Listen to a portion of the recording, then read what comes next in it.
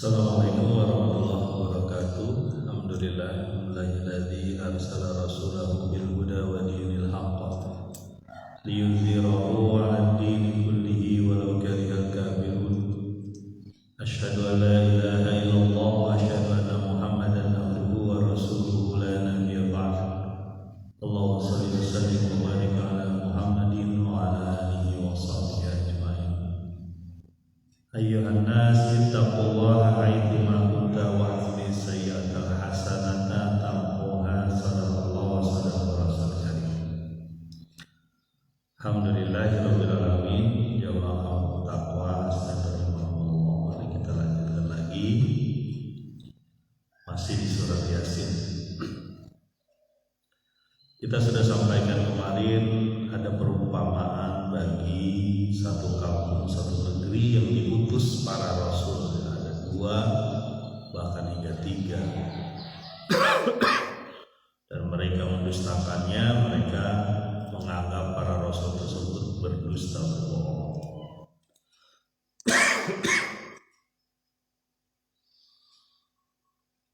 Dan mereka pun menyatakan bahwa rasul hanyalah seorang manusia biasa, basharun mithluna, atau manusia seperti kami, dan Allah tidak menurunkan apapun, tidak mengutus siapapun sebagai rasul. Kita lanjutkan di ayat yang ke-16 surat Yasin. Ayat yang ke-16. Bismillahirrahmanirrahim. Qalu rabbuna ya'lamu inna ilaikum lamursalun. Mereka para rasul tersebut berkata bahwa Tuhan kami mengetahui bahwa kami bagimu adalah orang-orang yang diutus atau rasul. Nah, ini sebagai orang yang mengerti batas-batas menyeru kepada Allah, dakwah kepada Allah, para rasul ini menyatakan pernyataan dengan keyakinan. Keyakinannya apa? Bahwa Allah mengetahui. Itu sebenarnya sudah cukup. Sudah cukup menjadi dasar bagi penyeruan kepada Allah. Di sini disebutkan Rabbuna ya'lam, bahwa Allah mengetahui kami diutus sebagai rasul. Nah, jadi semacam ijazah atau pengakuan ya, bahwa kami itu sudah diakui oleh Allah sebagai rasul. Masalah Anda menganggap kami sebagai manusia biasa atau tidak ada pengutusan rasul, itu urusan Anda, urusan kaum tersebut. Ayat selanjutnya, wa ma 'alaina illal balaghul mubin. Tidaklah bagi kami dan tidaklah bagi kami kecuali hanya menyampaikan dengan sejelas-jelasnya perintah dari Allah. Jadi urusan diterima atau tidak itu urusan Allah dengan mereka. Kami hanya menyampaikan saja. Di beberapa kasus ya, nabi-nabi yang diturunkan atau orang-orang yang menyeru kepada Allah ya, itu tetap ada orang-orang yang menerima dan tetap ada orang-orang yang menolak ya. Tugas para rasul yang sekarang diteruskan oleh para dai, para ulama, para ustadz mungkin ya. Tapi nggak cuma para ustadz, para ulama ya yang harus menyeru kepada Allah. Manusia biasa atau orang yang sudah menjadi muslim itu punya kewajiban untuk menyeru kepada Allah gitu. Nahnu du'a qabla kulli syai'.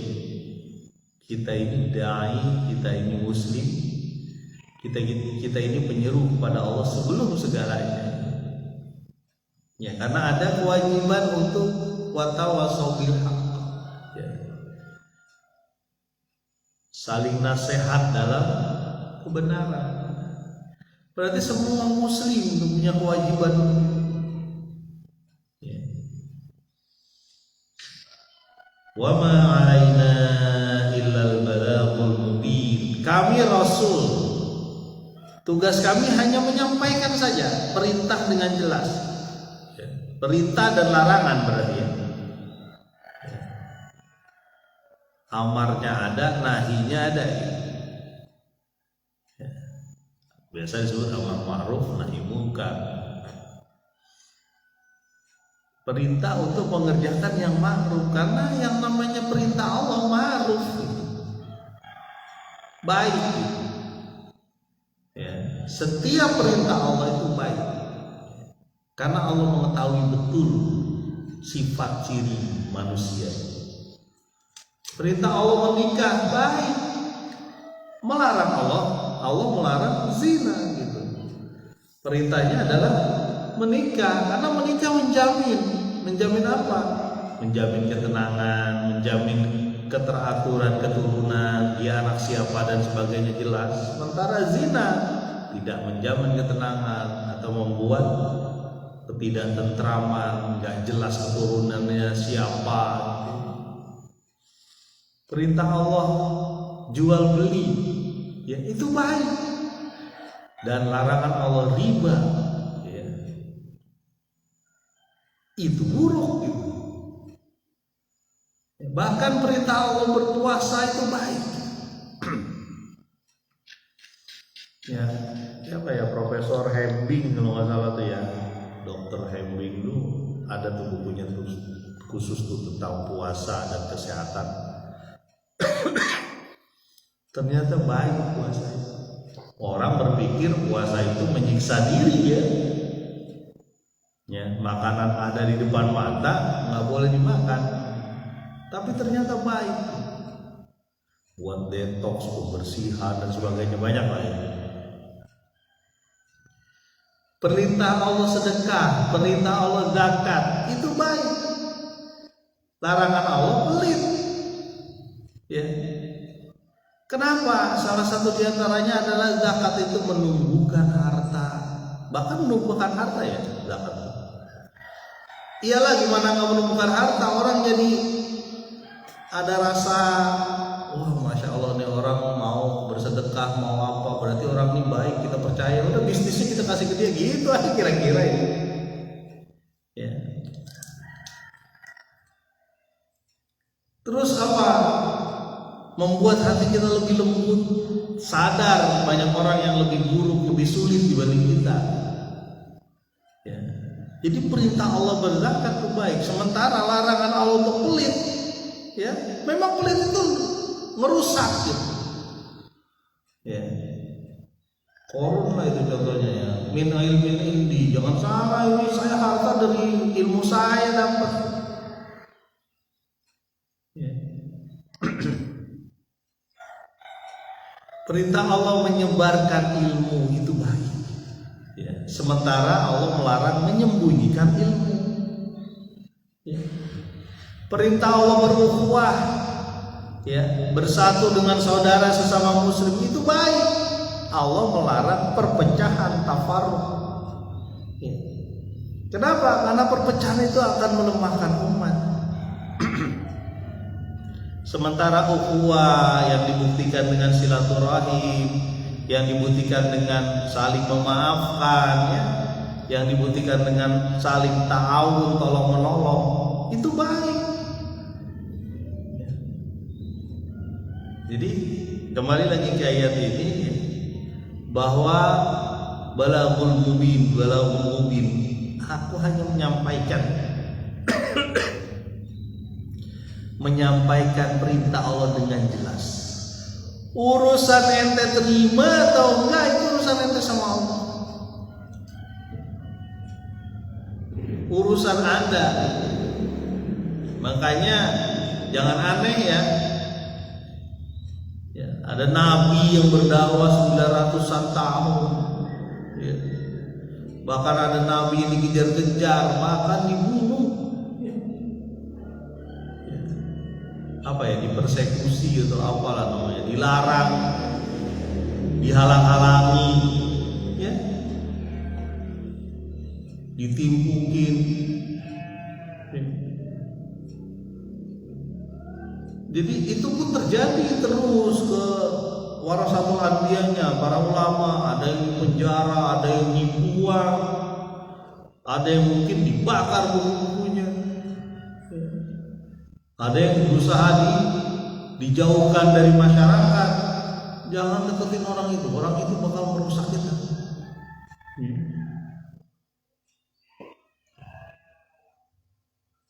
Betapa banyak tuh ulama-ulama ada di penjara, ya. Walaupun dia menjadi lebih bersinar tuh ketika di penjara tuh. Dia bisa menyelesaikan tafsirnya, ya. Ada mungkin buku-buku yang dia buat ketika di penjara.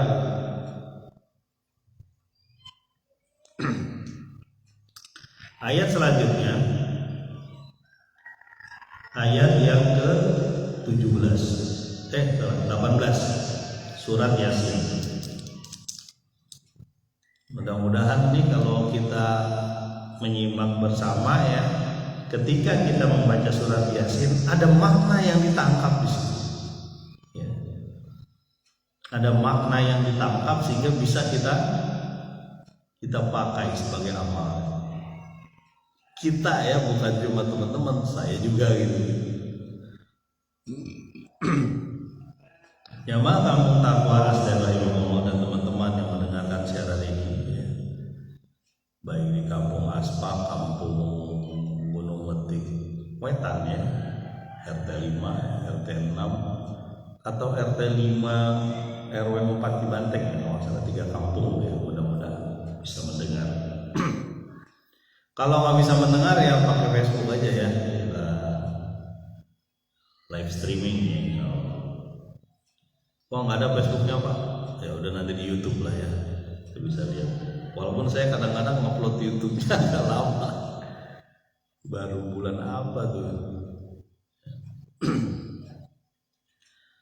Ayat ke-18 surat Yasin. Qalu inna tatayyarna bikum la illam tantahu lanarjumannakum wa la yamassannakum minna adzabun alim. Mereka berkata, penduduk negeri ini berkata, ya, penduduk kampung yang didapat, yang ada utusan dari Rasul ini, ya, utusan dari Rasul, ada Rasulnya, ya, ada utusan. Mereka berkata, sesungguhnya kami mengalami kesialan, keparangan, tatayyarna, ya. Kami mengalami kemalangan gara-gara kamu, gara-gara Anda, ya, para Rasul, ya. Jika kalian tidak, ya, menghentikan seruan Anda, ya, tantahu, pasti kami akan merajam kalian, dan pasti kamu akan merasakan dari kami azab yang pedih. Keluar tuh kemarahan, keluarlah arogansi, keluarlah kekuasaan yang merasa berusaha digeserkan oleh para Rasul. Keluar. Apa mereka bilang? Sial itu gara-gara kamu. Tatoyarma itu sebenarnya dari toyun, ya, apa, burung, ya. Jadi ada semacam mitos, ya, bahwa ini bakal jadi baik atau jadi buruk. Itu jadi ada apa namanya, kayak semacam melepas burung atau apa, ya, kayak semacam perjudian sih kalau saya lihat. Bisa saja kami sial, itu kan ada orang yang berpikir begitu. Kami itu sial gara-gara kamu, gitu. Kami ditimpa kemalangan gara-gara ada kamu di dakwah. apa nama seruan kamu ini? Kamu kan sudah bohong. Gitu. Jadi ada masyarakat yang menganggap kesialan, kerusakan, kerugian pada satu kampung disebabkan oleh orang-orang yang menyeru kepada Allah. Ada itu. Ya. Bahkan kalau perlu dimata-matai, dicari celahnya, dicari kesalahannya untuk disampaikan kepada masyarakat, baik lewat media, lewat tulisan, lewat obrolan, bahwa orang ini berbahaya, bahwa rasul-rasul ini, ya itu rasulnya, rasul ini adalah orang-orang yang harus disingkirkan. Bahkan kalau perlu kita rajam, ancaman keluar. Kalau kamu nggak berhenti, ya, kalau kamu nggak berhenti, saya rajam. Teman-teman kebayang ya, kalau rajam itu sering saya sampaikan. Rajam itu digali tanah, dimasukin orang, disisain tinggal kepalanya, ditimpukin rame-rame. Ini ancaman pembunuhan ya. Dan bukan cuma pembunuhan yang disaksikan banyak orang, kan dibiarkan hidup dulu ya, dipendem di tanah, dibiarkan hidup, dikumpulin banyak orang, ditimpukin rame-rame, itu rajam. Hukuman rajam itu dikenal juga dalam Islam. Apa? Ketika orangnya zina muhson, masih ingat dulu ya? Zina muhson itu orang berzina yang sudah pernah menikah, sudah pernah merasakan kenikmatan hubungan suami istri. Itu dirajam. Di syariat Islam, di Indonesia belum, karena belum menjadi hukum positif. Jadi dirajam. Kalau kamu nggak berhenti nih, ya, mengajak manusia mengikuti gaya-gaya kamu, ya, kami rajam. Wala yamassannakum minna adzabun alim, dan kamu akan merasakan dari kami azab yang pedih. Waduh, ini memang, dan selalu berulang ya. Kalau jahiliyah itu bukan, kembali lagi saya sampaikan, jahiliyah itu bukan masa lalu, bukan, tapi sifat. Ya. Dia akan ada kepada siapa saja, termasuk kepada orang yang mengerti. Abu Jahal apa nggak mengerti banget, dia pinter orang. Abu Jahal itu pinter orang. Makanya dia ngerti.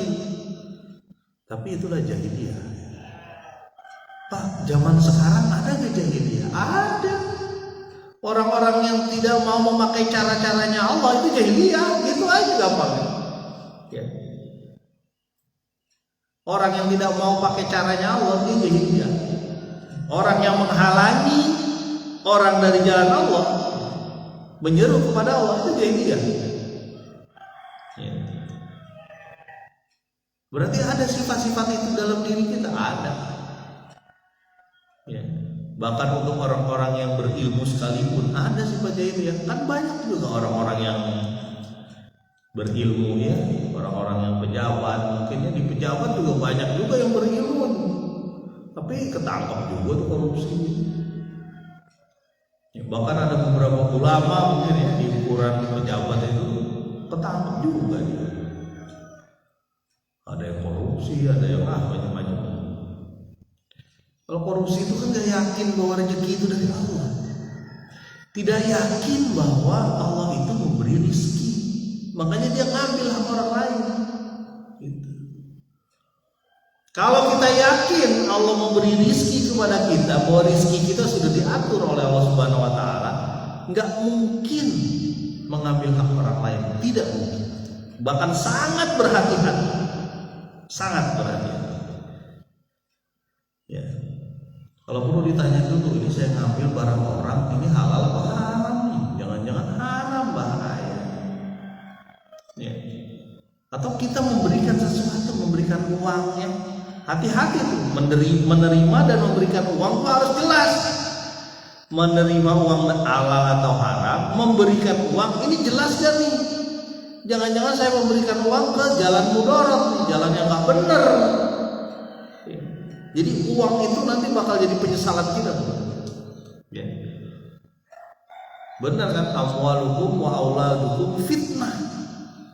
Harta kamu dan anak cucu keturunan kamu, termasuk anak buah kamu, itu bisa jadi fitnah. Bisa jadi yang bakal menjerumuskan kita. Makanya ujian. Harta, anak, keluarga itu ujian. Ya. Termasuk apa ya nyebutnya, pendaringan. Pendaringan tuh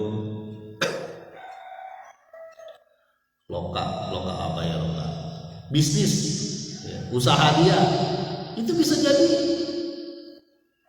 jadi itu fitnah, ujian. Makanya